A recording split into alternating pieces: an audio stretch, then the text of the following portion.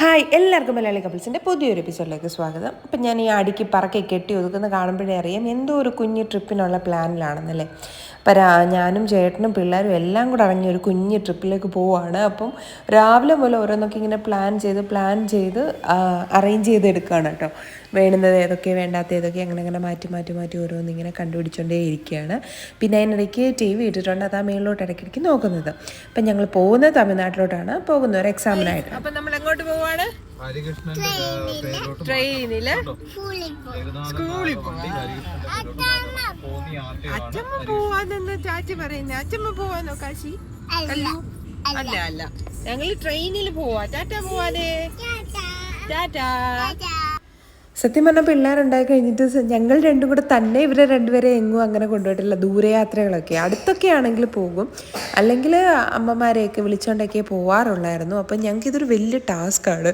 ഇവരെങ്ങനെ നിൽക്കും, ബാഗെല്ലാം കൂടെ. അതുപോലെ ഇടയ്ക്കൊന്ന് ട്രെയിൻ മാറി കയറാനുണ്ട്. ഞങ്ങൾക്ക് ധർമ്മപുരിക്കാണ് പോകേണ്ടത്. അപ്പോൾ ഇടയ്ക്കൊന്ന് സേലത്ത് ഇറങ്ങി അങ്ങനെ ട്രെയിൻ മാറി കയറേണ്ടതായിട്ടൊക്കെ വന്നതുകൊണ്ട് ഫുൾ ടെൻഷൻ അടിച്ചൊക്കെയാണ് പോയത്. പക്ഷേ പിള്ളേർ നല്ലപോലെ മാനേജ് ചെയ്തു. ഇടയ്ക്ക് കല്ലൂനൊരു ചെറിയ പനി ഉണ്ടായിരുന്നു. അത് ഒഴിച്ച് കഴിഞ്ഞാൽ വേറെ കുഴപ്പങ്ങളൊന്നും ഉണ്ടായിരുന്നില്ല. അവനങ്ങ് ഭയങ്കരമായിട്ട് ട്രെയിൻ എൻജോയ് ചെയ്യുമായിരുന്നു.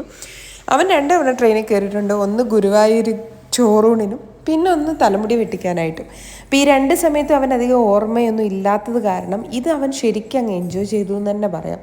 വണ്ടി ഇരിക്കുന്നവരെ എല്ലാം പരിചയപ്പെട്ട് എല്ലാവരോടും കാര്യമൊക്കെ പറഞ്ഞ് അവരുടെ പേരും നാളും എല്ലാം ചോദിച്ച് മനസ്സിലാക്കി. അതൊരു 10 തവണ ചോദിച്ച് ചേച്ചിയുമായിട്ട് കളിച്ച്, അച്ഛയുമായിട്ട് കളിച്ച്, അമ്മയുമായിട്ട് കളിച്ച്, ഇങ്ങനെ ഞങ്ങൾ കുറേ സമയം കളഞ്ഞു.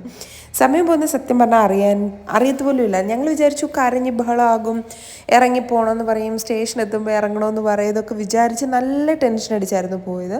പക്ഷെ ആ സിറ്റുവേഷൻസൊക്കെ അവർ നല്ല അടിപൊളിയായിട്ട് ഹാൻഡിൽ ചെയ്തു എന്നുള്ളപ്പോൾ തന്നെ സത്യം പറഞ്ഞാൽ ഭയങ്കര മനസ്സമാധാനത്തോടായിരുന്നു പിന്നുള്ള പോക്ക്.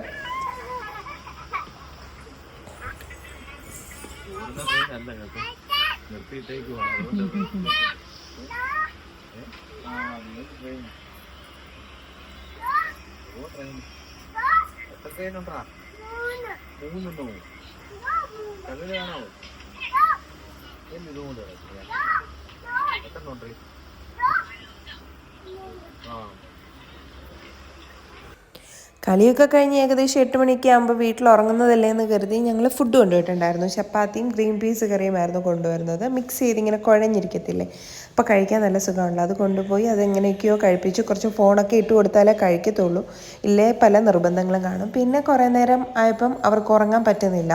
കാരണം വണ്ടിയെ ഭയങ്കര സംസാരം, ലൈറ്റ് ഇത് കാരണം അവർക്ക് ഉറങ്ങാൻ പറ്റുന്നില്ല എന്നുള്ളൊരവസ്ഥ വന്നു.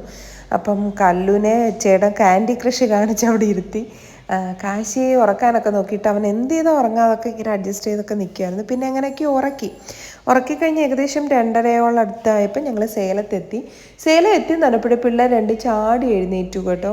എന്തൊരു അതിശയമായിരുന്നു എന്ന് തന്നെ ഞങ്ങൾ വിചാരിച്ചു. ഭയങ്കര ഇതായിരുന്നു, കാരണം ഇവരെ ഉറക്കത്തിൽ നിന്ന് എടുത്തിറക്കുക എന്ന് പറഞ്ഞാൽ ഭയങ്കര പാടായിരുന്നു. അപ്പം അതേതായാലും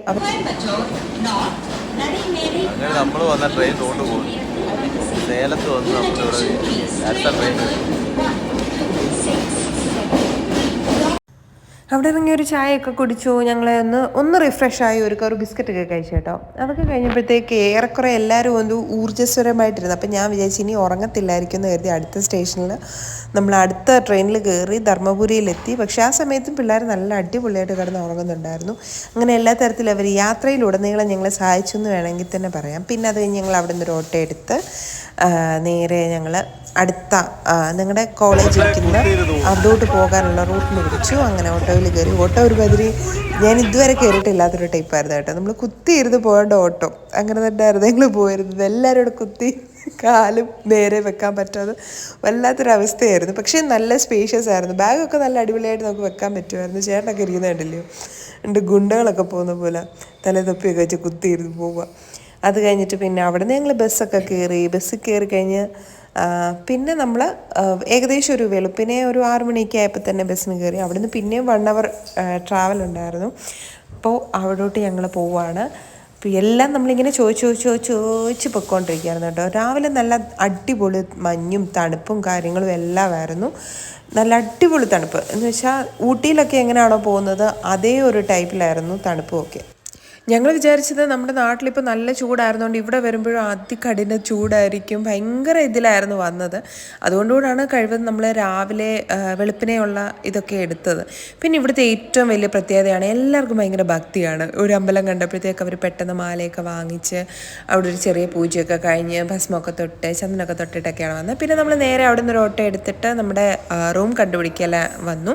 അപ്പം അത്യാവശ്യം നല്ലൊരു റൂം തന്നെയായിരുന്നു നമുക്ക് കിട്ടിയിട്ടുണ്ടായിരുന്നത്. തുറക്കുമ്പോൾ തന്നെ വലിയൊരു ബെഡായിരുന്നു. ഞങ്ങൾക്ക് 4 പേർക്ക് നല്ല ഇഷ്ടം പോലെ ചാടി കളിക്കാനുള്ള സ്പേസ് ഉണ്ടായിരുന്നു. അതുപോലെ തന്നെ നല്ലൊരു കബോർഡുണ്ട്, നമുക്ക് ഹാങ്ങിങ്ങിനും പറ്റും. അങ്ങനെ അതിനകത്ത് തന്നെ ഒരു കബോർഡ്, അങ്ങനെയുള്ള എല്ലാ കാര്യങ്ങളും ഉണ്ടായിരുന്നു. പിന്നെ കാശി അത്രയും നേരം പിടിച്ച് നിന്ന് ഫോൺ കാണാതെ വന്നതായിരുന്നു. അപ്പോൾ അതിന് ഫോണിന് വേണ്ടിയുള്ള ബഹളമാണ് കാണുന്നത് കേട്ടോ. പിന്നെ ബാത്റൂമുണ്ട്, നല്ല ക്ലീൻ ആയിരുന്നു, ക്ലീൻ ആൻഡ് നീറ്റ് ആയിരുന്നു. ഇപ്പം നമ്മൾ ഇനി രാവിലത്തെ ഫുഡ് കഴിക്കാൻ പോകണം. വെളിയിൽ പോവാന്തോ? പപ്പ കഴിക്കാൻ പോവല്ലയോ? പപ്പ കഴിക്കാൻ പോവാം. പപ്പ അയച്ച നമ്മുടെ റൂമിൽ നിന്ന് ഇറങ്ങുമ്പോൾ ഉള്ളൊരു വ്യൂ ആണ് കേട്ടോ ഇത്. ഈ ഇറങ്ങി അങ്ങോട്ട് ചെല്ലുമ്പോൾ തന്നെ റൈറ്റ് സൈഡിലായിട്ട് നമുക്ക് ഹോട്ടലുണ്ടായിരുന്നു. അപ്പോൾ അവിടെ കയറി നല്ലപോലെ നല്ല അത്യാവശ്യം നമ്മൾ കേരളത്തിൽ നിന്ന് വന്ന അതേ ആ ഒരു എഫക്റ്റ് തന്നെ കിട്ടി.